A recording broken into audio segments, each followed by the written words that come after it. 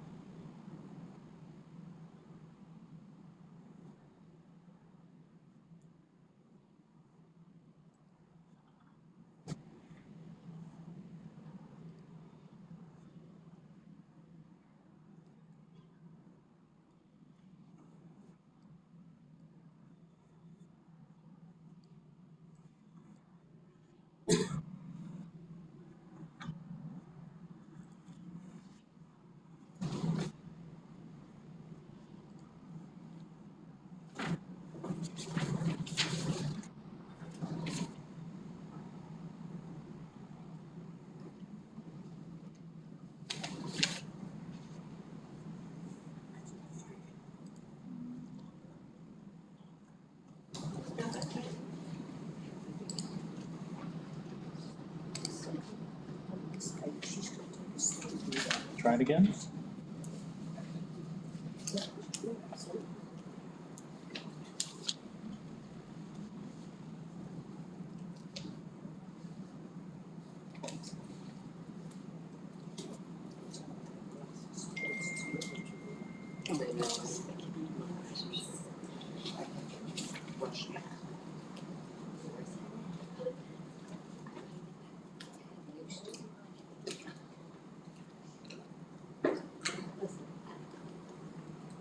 There we go. So you should be seeing a PDF. So how to guide for applicants. And of course, I will be sharing this afterwards so that you guys can have an electronic copy. So a few quick tips.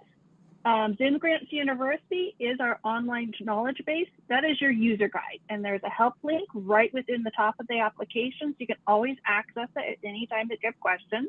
It does have a search feature, so you can just put in keywords, and it will take you to all the articles that have that keyword.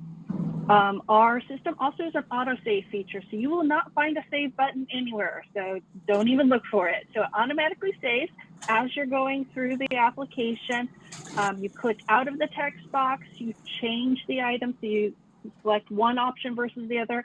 It's going to automatically save, and it's going to have a flashing screen. Once that flashing screen is done, the system is saved, and you can move on to the next question. We do run on a tab system, so you can work on different parts of the application at different times. And so you can work on the questions, you can work on the budget, and navigate through each of them. We also have an auto check, so it should check for completion. So it's going to check that every question has been answered and every document has been uploaded that's marked as required. So you'll see this.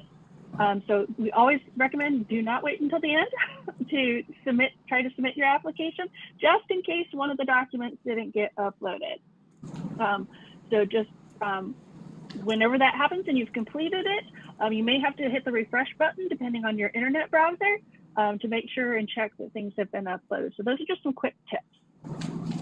To get started, you're going to have to create a Zoom Grants account. So the link that you're going to get from the city, Lake City, is going to take you to the homepage for this application. And on the right-hand side, you're going to get create my account.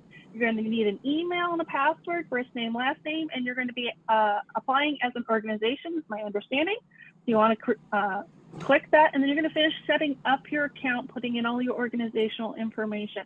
You have to do this once and once only, and you're done. We also have a forgot my password process on our website that you can go through if you happen to forget your password between starting your application and coming back to finish it. Let's start a new account. Once you have created your account and you're returning, you'll be able to just go to the existing Zoom Grants user up here at the top and be able to put in your email and your password and be able to go back to all of the applications you've ever created. You'll also, once you have logged in, you'll see an Apply Now button, which allows you to apply for any open program and create that application. In the application, just a quick tour. So you run on as a tab system. At the top, you're going to have a contact admin. This is going to give you the email address that you can contact the admin about questions about the program. You're going to also see all of the tabs that are associated with the application. So these are the instructions. You're going to see a print preview. So if you need to share your application with someone on staff who doesn't have access to Zoom Grants, and you want to go through and mark it up so you can go and make your edits, you can do a print preview, so you can create a PDF print or printer-friendly version. You'll also see an open program. Doesn't quite apply for this program because there is only one program, but if there was multiple types of programs from the city that they had available, you could see them in the open programs tab. So the summary is where you're going to provide the contact information. So again, this is, you fill this out once. If you filled it out as part of your account setup, you don't have to fill this out again. Just a reminder, the system does automatically save between each field. So give it a second every time you click out and wait for that flashing saving screen to finish. Because if you do interrupt it, it does not save the information. So the tabs that will be seen are completely dependent on if the city has used it. So if there's a pre-application that's an eligibility screening, you'll see that. In this case, there is not, this application with Lake City does not have this. But if all the tabs are part of the application show applications that are not relevant to your program, you can ignore in this presentation when you get the PDF afterwards. The application tab may be called something else, but this is where you're going to find all the questions associated with the application in the live version. And you're going to go through and answer the questions. You're going to have paragraph style questions. You're going to have table questions where you fill in numbers. You're going to have multiple choice, and you're going to have check boxes. On the budget, you're going to have budget tabs. So you're going to provide the item description, and you're going to fill out the columns for the amount. And just reading through that and making sure it's all accurate. The system does total calculate automatically. You may have to refresh your screen depending on your browser after you put in that information. Tables, this is going to be the additional forms tab for the city. This is where you're going to answer some additional questions. The fields are resizable, so if it is a paragraph style, you can make it larger by clicking on the little 2-3 lines in the corner of a paragraph style to make it larger so you can see it. Also, as a reminder, to refresh, to update any totals if there are totals. Documents tab. So you're going to have a lot of different documents that are going to be required by the city. Some will state that they are required. Others will state they will not have the required number or required language, but they still may be required based upon your type of project. So definitely read what the instructions are for the documents to know if it's required for your type of project or not. But if it is required, it will prevent you from submitting your application if you have not uploaded something. And always make sure to test that you've uploaded the correct document, because it is common that people will upload a wrong document or a picture of the family dog on accident, because it's right next to that document they're planning to upload. When you are ready to submit, you are going to click on that Submit Now button, and you're going to be prompted to sign or initial on certification. So make sure to read those certifications that you're agreeing to the submission of the application. Please note we have two types of user types. If you do not see a Submit Now button, that means you're called a collaborator. A collaborator has been invited by an applicant to help work on the application with them. So that means you could be the primary person. You could be inviting other people to help you with the application, such as a finance person to do the budget, or other staff to help upload the documents while you're working on the narrative. Collaborators cannot submit applications. So you can't leave it for one of them to actually submit that application when you are done. But when you are submitting, make sure to triple check and that everything is correct. and hit that submit button, the system will automatically date and timestamp it that it has been submitted, and you will receive a notification automatically from notices@zoomgrants.com that the application has submitted. It will also include some additional language and instructions from the city, but it is confirmation that your application has been submitted. So when you are working on your application, you can start on it and come back to it. You do not have to do it all in one sitting. So you will be able to go to your Zoom Grants account home, and you're going to be able to see all the applications that you have started using your Zoom Grants account. So if you are an organization that's also working in some other communities that are using Zoom Grants, you may already have an account for your organization, so definitely double check. But when you do go in there, you're going to see all the applications you've ever started with your Zoom Grants account. And you're going to have all the incomplete applications. So until you have submitted it, it will appear under incomplete. Once you've submitted it, it will live under the submitted application. Then once the city has made the decision, it'll move to the approved or the declined. And then you'll move on to any post decision if you have been approved to move forward with an award.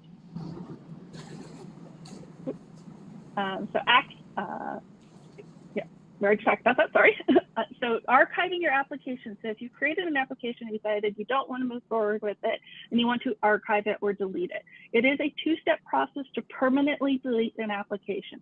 The first step is an archiving, where you can move that application so it's not on your dashboard and it can be just sitting there.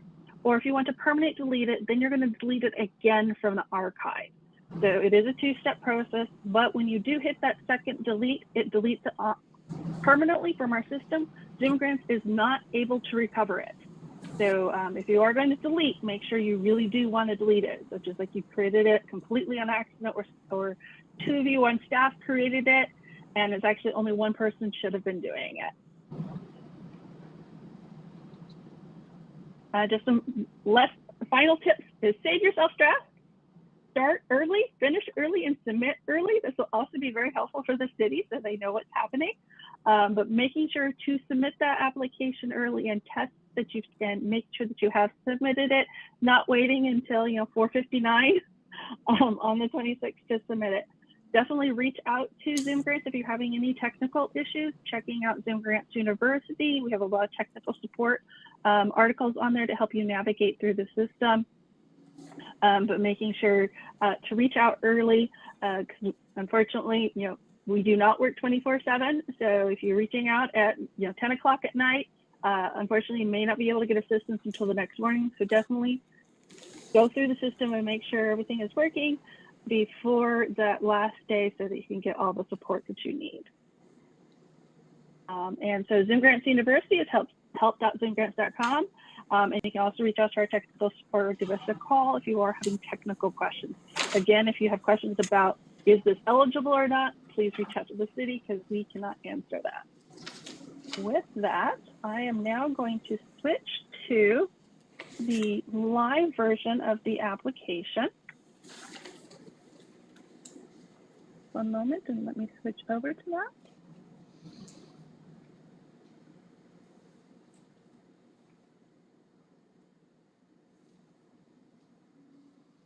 Okay, so once you have received that link and you click on the link to the city's application, I am already logged in.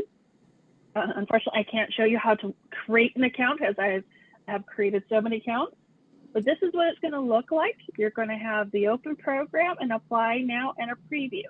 The preview will give you a online preview of the application. It's going to look exactly like, oops, sorry, timed out. But it's good. I'll show you what it looks like in a minute. But that's a perfect example. Is the system will automatically time you out if you have been sitting for too long. It is a security measure, so you will have to log back in. So definitely, if you get that call and you're on that call and you come back to the system, it may not look like you've logged out yet. So test it before you spend 20 minutes typing something up, and then you're like, oh, it didn't save anything because you had been logged out. So always making sure that you are logged in before you move on if you've been sitting for a while. But you're going to be able to click that apply button and go straight into the application. One moment, now I have to switch to another because only one application is allowed in this program. So I'm going to show you what it looks like after you started the application. I've switched users, switched to a different user. What it looks like after you've created your application and you're coming back to it. You're going to find it right down here. This is where you're going to find it rather than in this preview. And you're going to be able to click on that button and come back to the application. And this is what the application looks like. This help button up here is how you're going to get to Zoom Grants University. Where's the button? This is also, Jennifer, we're not on the same. We can't see the, you're not seeing it? Okay. How's that? Are you seeing my mouse move? Yeah, we can. Yes. Oh, fabulous. Thank you for stopping me and not letting me go forever.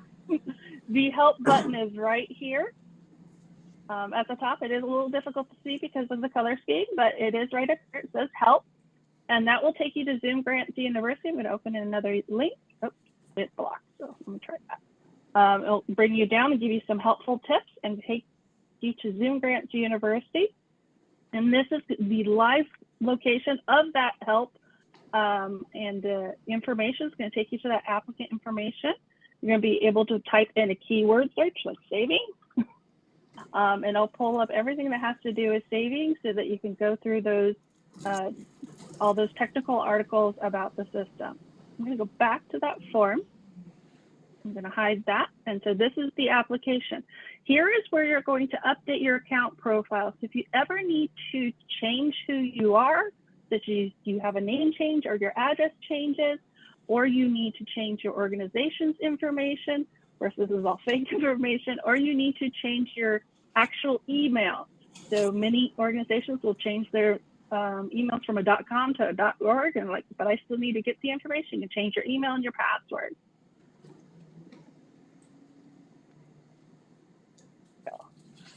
So back into that application. So we do run on a tab system. So you can see your view open program, and you can also hide all the instructions after you've read them. So the first one you're going to see is some helpful links that take you straight to Zoom Grants University articles. The saving screen is still flashing. Now what? If there is a blip in your internet, it will stop saving. Or if you're copying and pasting formatted text. So make sure not to try and have bullets in there or try to bold information, because this is about just straight text. This allows for the city to do all of their merges and mail merges that they need to, and the formatting doesn't allow them to do that. But this gives you all the instructions and the open date and due date, potential optional extensions, the requirements, the restrictions, and then you can come all the way down to that application. This is where you're going to enter the project title. You're going to make your requested amount. The city has identified that $10,000 is the max that can be requested, and you're going to also enter your project cost. The applicant information will auto-populate, and so will the organization information. You're going to also put in your CEO or executive director. This is where you invite others to help you with your application. They're called collaborators. They are giving them access to edit the application data answers to help you. You're going to provide the email address, first name, last name, title. Give them actual access to edit the application, and then make sure to invite them. This gets missed a lot. You actually do have to click the invite button so that the Zoom Grant system will actually send them an email. In the application question, as a reminder, you are applying for the fall cycle, and your program does have to start before March 30th, but fully expended by September 30th. So if you're starting December 2nd, you're perfect. But if you're planning to start April 2nd, you need to wait for the spring cycle. You are going to select that fall cycle, the type of program that you are applying for, provide a brief description, and then a more detailed description. Describe the purpose of your program, who is the intended benefit, what information about your target population, how many people will be benefiting, how are you going to recruit them, and if there's a fee or not. And if there is a fee, provide how much, what it is. You have up to 140 characters that you can put in here, so you can put a little bit of detail, but you can't give an entire paragraph. You're going to talk about your project activities that will take place, how volunteers will be recruited, trained, and supported. Do you have any partnerships and what those are? A brief description of what your timeline for implementation. You do have a more complete timeline that you will have to complete in the timeline table chart. Organizational history, when did you start? What is your primary services, your history, and then 2 assertions. So they're asking if grant requests are partial funding, can you still move forward?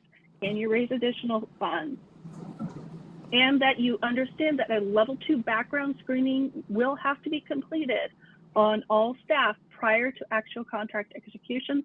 So any award is conditional on actually participating and passing level 2 background screening. But they're not asking you to do it as part of the application, only if you're awarded. So you can scroll all the way back up to the tab, or you can click that next button. I'm gonna hide these so I don't have to scroll through them again. And then I have my proposed budget. We do have a tip here that it might be easier to complete the additional forms tab first before doing your project budget, as the volunteer match contribution chart and the in-kind contribution cash match table will give you the numbers to help you fill out the budget. So I'm actually going to go there first just to assist with that.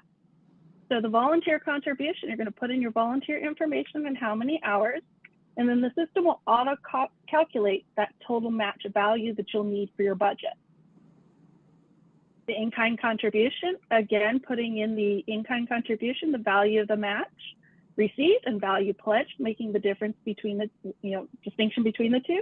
The system will do the auto tabulation, and then you have an optional additional description if you need some more space for it. And then you have cash match. So up above is the in-kind, and now here's the cash.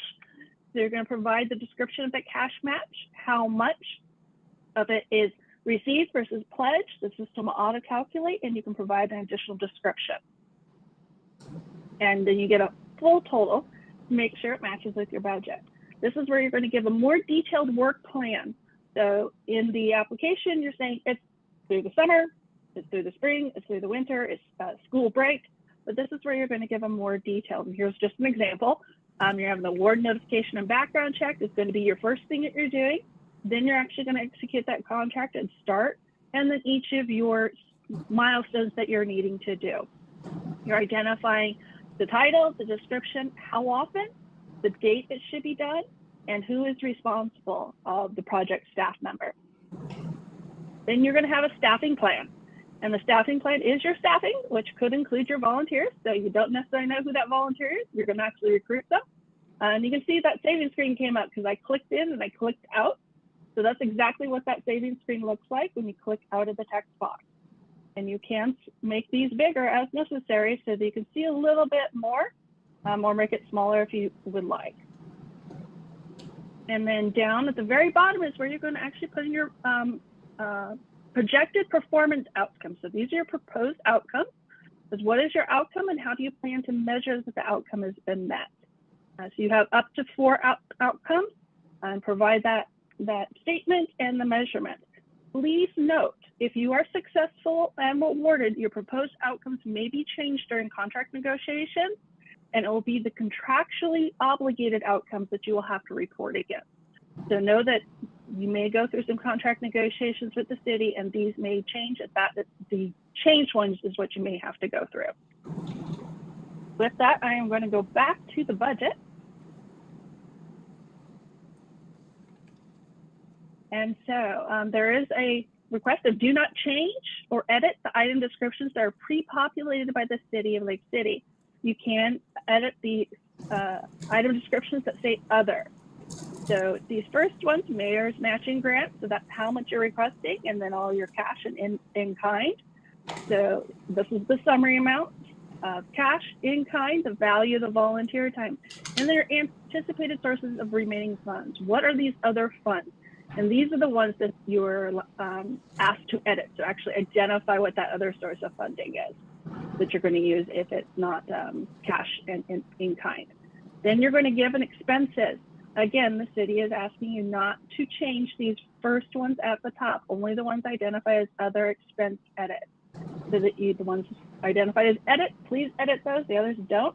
And you're gonna put in how much you're gonna use of this request on each of the line items, how much of cash match, and how much of it in kind that you're going to provide as your match. And then your proposed budget narrative. So this is where you're gonna give a little bit more description of how you came to the amount, such as, you know, we're buying t-shirts and each t-shirt is $16 and we're buying 20 of them. So that's a way of describing it. And so we went through the additional forms and then the documents. And here are the documents is where you're going to upload the documents as applicable to your program. So number of documents and all marked as required. And then a miscellaneous so that we don't know where it really goes, but you want to provide it, goes here. And this is where you're going to upload it and provide that information. To upload a document, you're going to click on the upload button and it's going to open up a second window. Are you guys seeing the second window? No. I'm sorry, I couldn't hear. No. No. Hold on.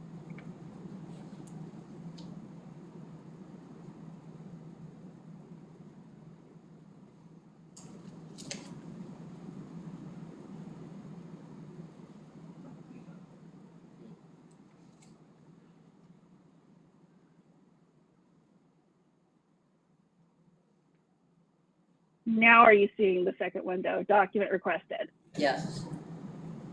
Fabulous. It worked. So when you click on the upload, secondary window will come up and this is where you're able to give a file description of the name.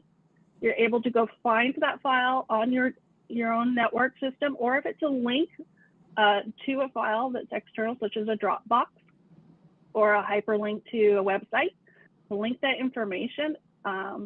And file upload, you're going to go and choose, identify it, and you can see a variety of different documents are allowed within the system. Please note there is an individual size limitation of 4 megabytes. It is actually really large to have 4 megabytes, but if it is larger than that, try to compress it or split the document into 2 parts, part 1, part 2. You can upload multiple documents to one document slot. So you don't have to worry about putting it somewhere else. It can go into that same location. And then you're going to hit the upload now button. If you have uploaded a document into the wrong section,